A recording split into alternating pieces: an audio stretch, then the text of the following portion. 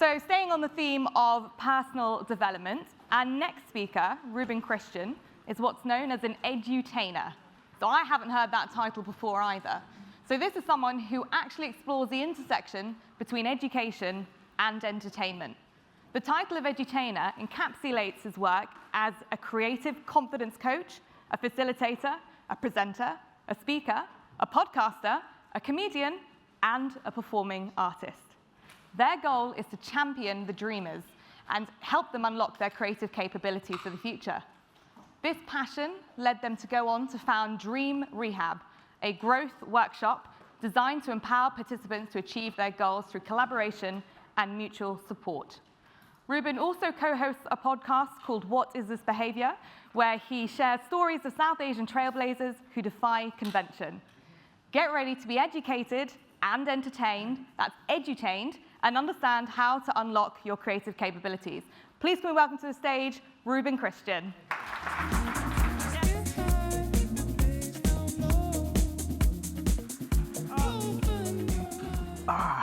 It's nice up here, isn't it? Do you know what? Also, I just put on yellow Converse just to try to show that I'm creative. Does it work? Or do I just look like some guy that's begging it with yellow Converse? I don't know. Anyway, how are we? How are we feeling? Great. All right? Okay. Before I even start, give me a noise that represents the energy level that you're at now. And there's no judgment here. Whatever comes out from the realms of your soul. Yeah? All right. 3, 2, 1. I heard some woos, and I heard some woos. A couple of octaves. Who's the woos crew? No? Okay. Who's the whoo crew?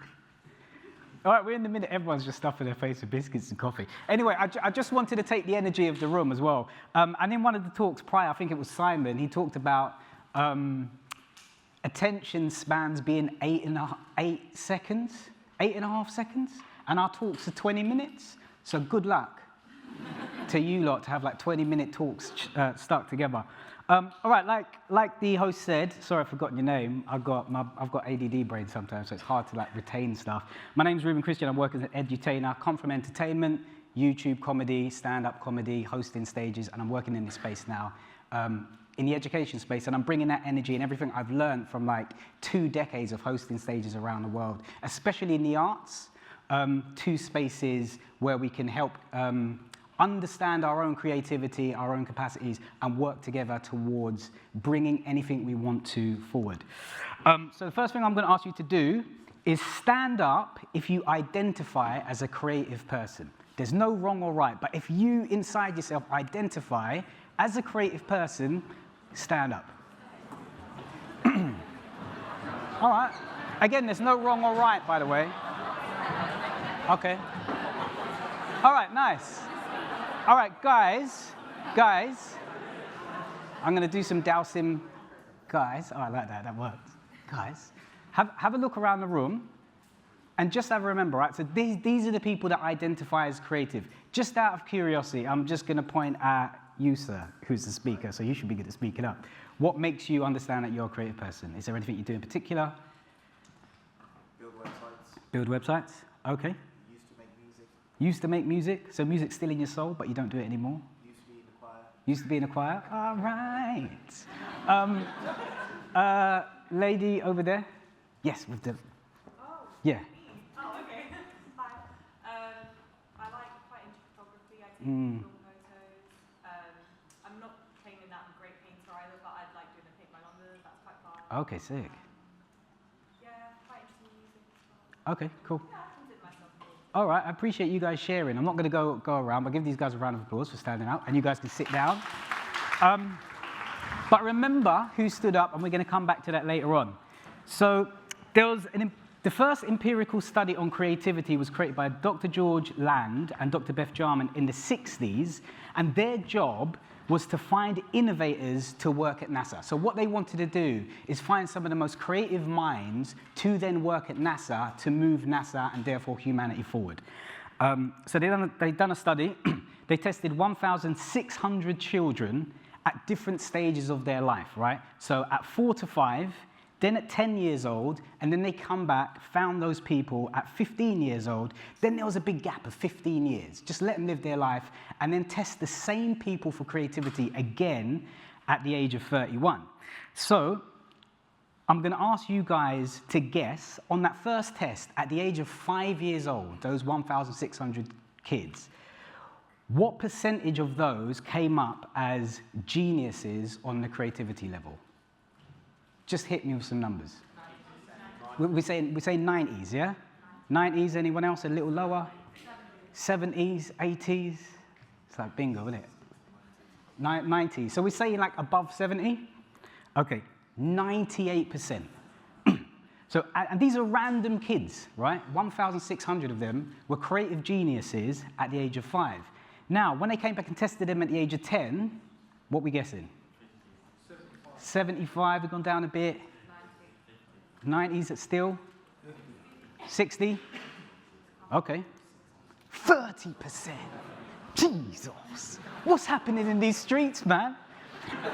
What is happening? If those were creative geniuses and they've just gone off into their families, into their nurseries, whatever on earth you're doing at age 5, you're coming back, this is the same human being, and your creativity has dropped ridiculously.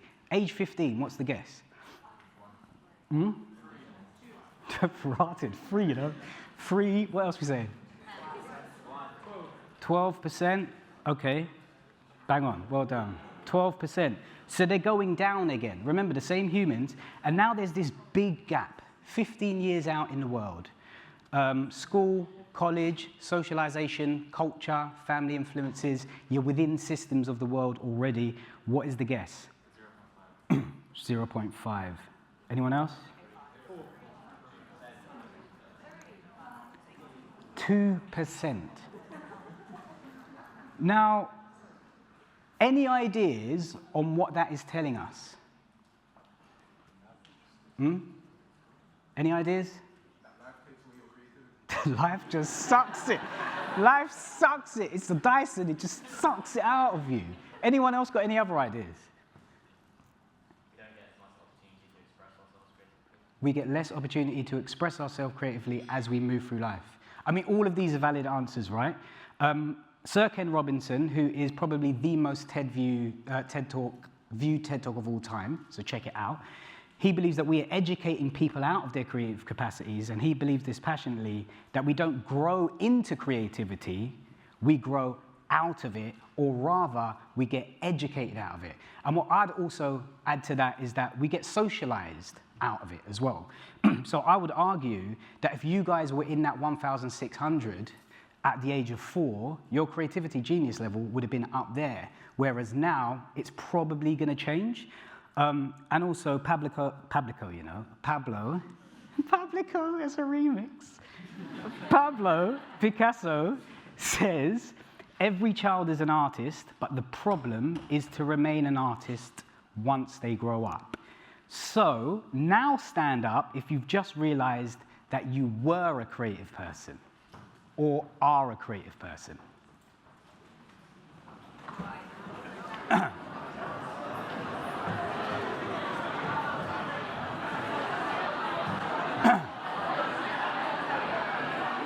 All right. So if we have a look around the room, that's considerably more of you that have realized that you were probably creative, or I would argue that you are, but you just haven't tapped into that much. And there are some people sitting down. I'd love to have conversations with them later on, try to understand why I go on there. Maybe they're the 2% potentially in their mind, but I would still argue that every single person in the world is creative. Some people just use their creative muscles a little bit more. And the idea of today is for me to give you 3 kind of tips and strategies that can help you access, not find, but literally access the creativity that you already have in you, because it's in you, whether you believe it or not. All right, you can sit down. Quick question is, how long have I got? 12 minutes. What is creativity? Anyone want to fire some thoughts? Or what comes to mind when we think of creativity? Imagination.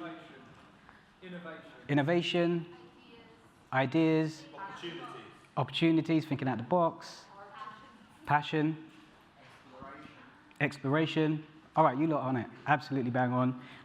Yet the dictionary says it is simply the use of imagination or original ideas to create something. So it's inventiveness, right? I think a lot of the time when we think of creativity, we think of artists, we think of musicians, we think of painters, we think of colors, we think of people coming up with extremely innovative ideas. But the truth is we use creativity every single day. If you go into the tube and your tube line is shut, you are using creativity to problem solve how you might get somewhere. So anyone that thinks that they're not creative, they actually are, and you're using your creative capacities regularly, and that is regardless of what job you're in, right? Couple of quotes from online. The most important leadership quality for CEOs is creativity, 60%, and I thought it was funny that it's above integrity, which is 52%. Be creative, but don't be integral. But anyway, and also professionally, creativity is the single most important skill in the world. This was an article by LinkedIn 2019. 94% of hiring managers say it's important to consider creativity when hiring a job candidate. And then we also know, especially during lockdown, that creativity boosts our mental health generally, right? Whether that's doing some poetry, whether that's writing some music, whether that's journaling, painting, or whatever, in your own time, it increases your well-being generally. Yeah. So I'm just going to very quickly touch on creativity in the brain and how it actually works. There's two main modes of thinking in the human brain, and the first one is what we call convergent thinking. This is rational, this is logic, this is my dad who's an accountant. And this is actually the majority of us, and society keeps telling us that for the most part, this is more important than the other type of thinking, right? The Industrial Revolution, capitalism is all built on numbers, statistics, productivity, just understanding systems, which is a great way to live. And how it works is we're looking for an answer. Someone poses us a question, we're looking for an answer, and we straight away go out to facts. Okay, what do we know? We go out to our realm of awareness to pull in the answer to that question. We're using what we already know, or what we think we know. Creativity uses divergent thinking, which is all about questions. It's about curiosity. So if someone proposes a problem, rather than us looking for the answer, we hit it with more questions. And when we hit something with more questions, we start opening loads of pathways of inquiry, and we come up with a whole heap of different things that we didn't know that we needed. Has anyone heard of the unknown unknown? This concept of the unknown unknown. All right, for those that don't know, there's things that we know, right? Like I know where to get yellow trainers from. There's things that we know that we don't know, like I know that I don't know how to horse ride. But the unknown unknown is there's things that we don't know, right? And the things that we don't know, that is usually the realm that will be able to problem solve for us. You know what I mean? If you're job hunting, you might go on Google or LinkedIn, but you didn't know that there's groups that help people find jobs. And once you find that out, you can problem solve. So divergent thinking allows us to get to the unknown unknown, where a lot of opportunity lies. And it's about questions and going out to ideas. So, question, anyone got an idea on what the enemy of creativity is? Socialization. Specialization. Okay, that's a good one, actually. Time. Judgment. Conditioning. Your environment. Okay, all relevant. These are some stickers from my dream rehab workshops, where everyone that comes that has a dream that they want to get on with, they write what their wish is and what their obstacle is. So you can see here, wish, new job, tour, obstacle, rejection. Wish to share my content, obstacle, fear of being seen. Wish to create a pilot for the NHS, a documentary, obstacle, wanting it to be perfect. Wish to create a film, obstacle, concern that I'll be judged or by peers in a critical industry. Start a podcast, obstacle, being scared and embarrassed. Anyone got any idea what the through line on all those obstacles are? Fear. Boom, fear.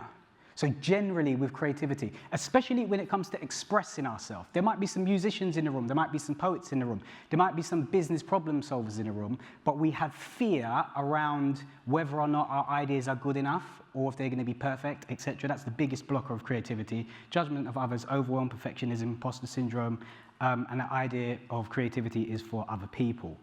I should have timed this. So we've got 3 ways to harness our creativity. The first thing I want you guys to note down is to accept that we're all creatively different. If one person is generally more rational and their creativity kind of exists in the realm of order and structure, they're still creative. If one person's an absolute lunatic, coming up with crazy ideas, you should mix that and that, these people are both creative, but they're different. If you guys can take a picture of this screen and do this test, if you haven't, it's just so good. It's come up by Adobe. These are the guys that created Photoshop and Premiere. It's called mycreativetype.com. Don't do it now, it'll take a little while. But it's got these really interesting questions, and at the end of it, you would land on what your creative type is, and it will also tell you your strengths and weaknesses on how your personal brain works, and it will also tell you who best to collaborate with on projects. So it's an amazing tool, and you would learn that we're all creatively different there. I've got a quick task. I'm going to give you about 30 seconds to write down or have a think about what have you recently had to problem solve and how did you approach it? I've got 5 minutes left. So I'm giving you 30 seconds. What have you recently had to problem solve and how did you approach it? It may have even been coming to this event today. So your 30 seconds starts now.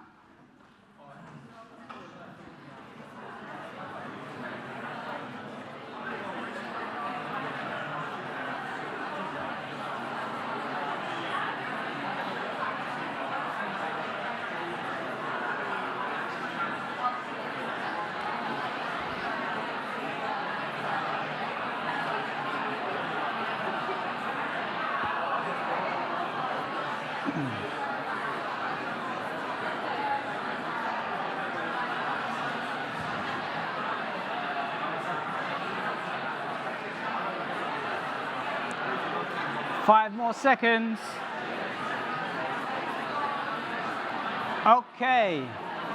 Did it, did it, did it, did it.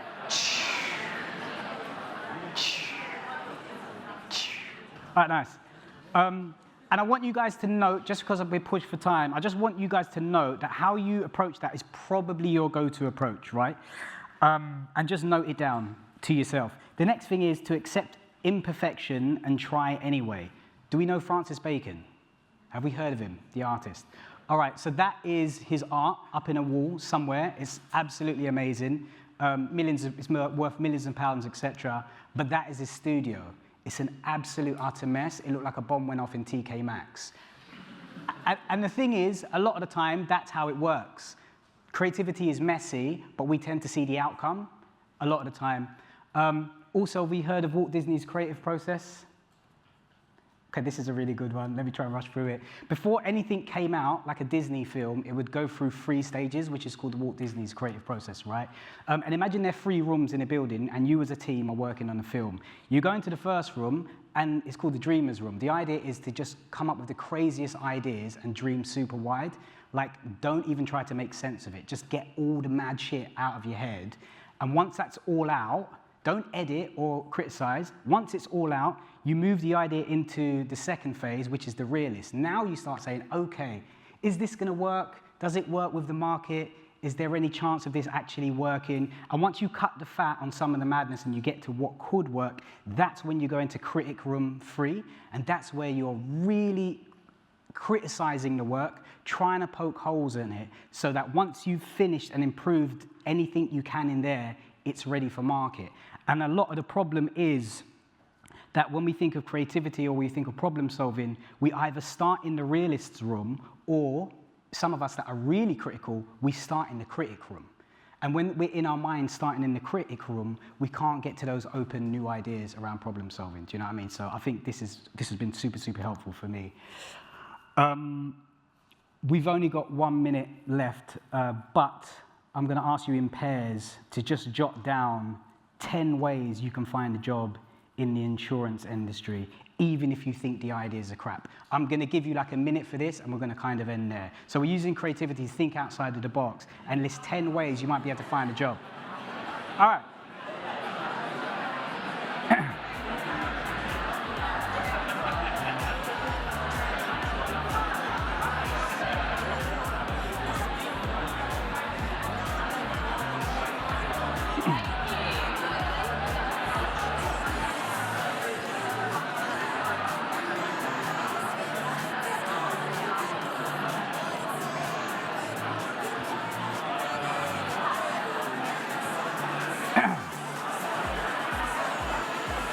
Okay. You've probably got about 3. All right, guys. I've got 40 seconds left. The next thing, oh wow, that's an interesting slide organization. So the next thing with creativity is constant collaboration, because if you don't collaborate, we're stuck within our own realms of awareness. So in 20 seconds, let's do a group collaboration, and people can shout out any ideas on how to get a job in the creative industry, and other people can write those down. So this will be a collaboration exercise if I have more time. Any ideas? Empower development. Okay. Anything else? iCan jobs board. Anything else? TikTok. Go on. Anything else? Go again. LinkedIn. Love that. Anything else? Coming to events like this. Anything else? Ah? Let it go. Lego. Golf. Is it? I'm going to end on that. But the reason why we've done that exercise, right, is like if we ask each other a question in pairs, we'll get some interesting ideas. But if we collaborate jointly, the creativity just goes up tenfold. So when you guys are collaborating, problem solving, how you navigate in the industry, try and do it in groups, share resources, and keep being creative. I hope some of that landed. Much love. I'm out.